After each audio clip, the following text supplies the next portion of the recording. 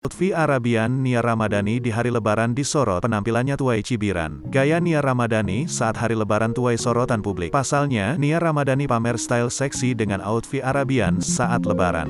Outfit seksi Nia Ramadhani langsung jadi bulan-bulanan netizen karena dinilai kurang beretika untuk menyambut lebaran.